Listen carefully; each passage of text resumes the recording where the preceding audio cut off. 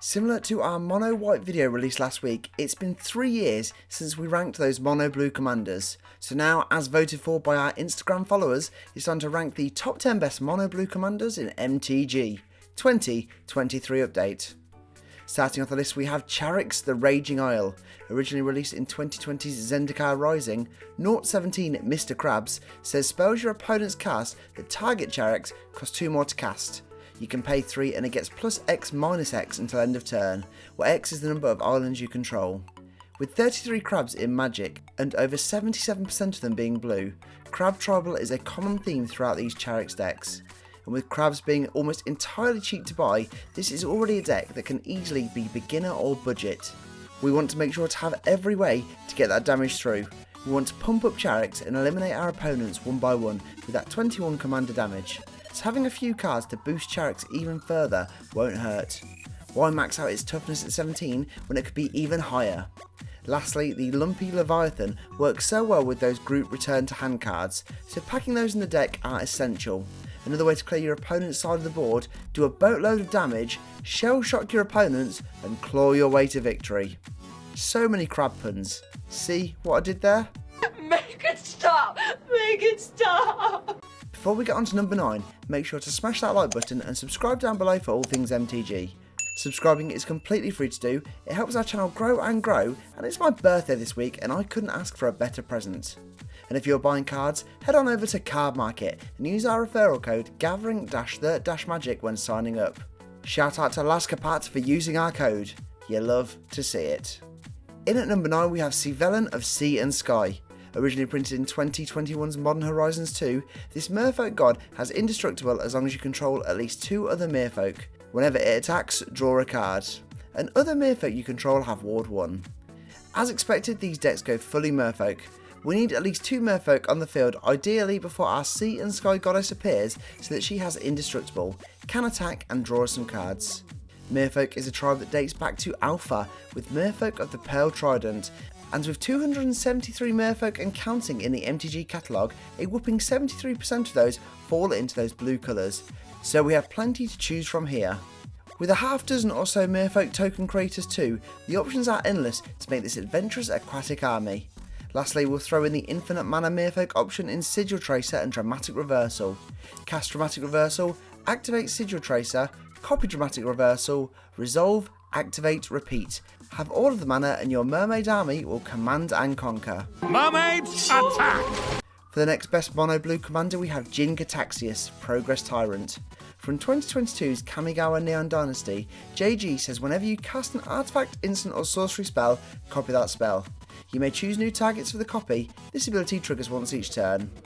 Whenever an opponent casts an artifact, instant or sorcery spell, counter that spell, triggering once each turn. With so many things to copy, Jin has many options, the first being artifacts. There are around 3,000 unique artifacts within MTG, so the choices are almost endless. With an army of artifact-loving cards too, the synergy here can go mad.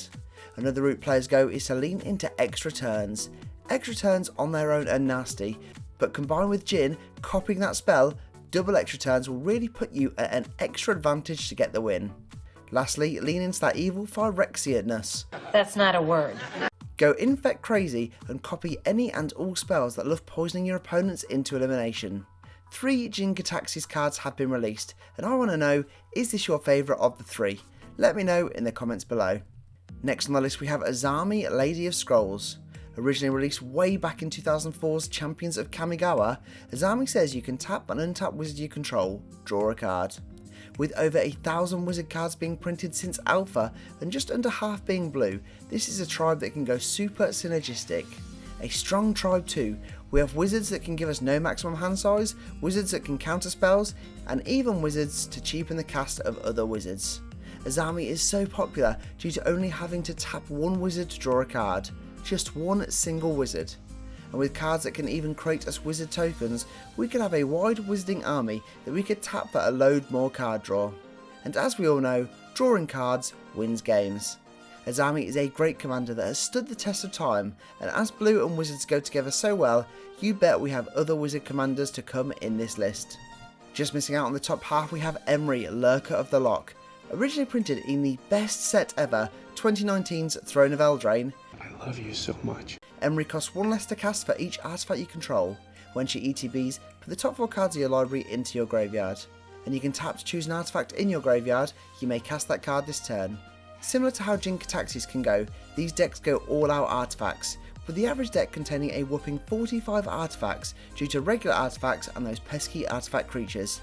Emery decks also contain a plethora of artifact loving creatures and beyond to really maximise the amount of artifacts, make Emery cheaper, mill and cast even more from your graveyard. Finally, we can throw in some historic living cards to get some added benefits. This is one great commander, and I am really excited for the upcoming return to Eldraine. And you are not funny. I'm very funny.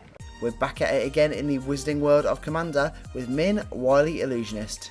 Printed just the once so far in 2021's Adventure in the Forgotten Realms Commander set, we're not starting off with the main strategy, but first let's talk about illusions. There are plenty of illusion loving cards that will make all future illusion cards even stronger. Then simply, we add in every single card we can think of that will draw us cards. Instants are key too. It says each turn, so we want to draw as many cards as possible to make the most out of Min's ability. Skullclamp really deserves its own mention for a Min deck. Attaching it to an illusion will almost certainly kill it, drawing you cards from Skullclamp, triggering Min's second card draw, and then getting you a permanent from your hand to the field. Min is a very strong commander option that if it isn't controlled can get wild. I am disappointed her illusion token card from the AFC set wasn't the bear that was on her art card. Sad noises. Just missing out on the bronze medal spot we have Brewvak the Grand Eloquent.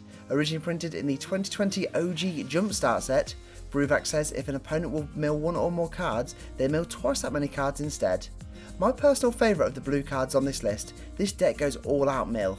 Milling has been around since 1994's Antiquities set with the card Millstone. And this is a keyword that has had literally hundreds of different cards released since.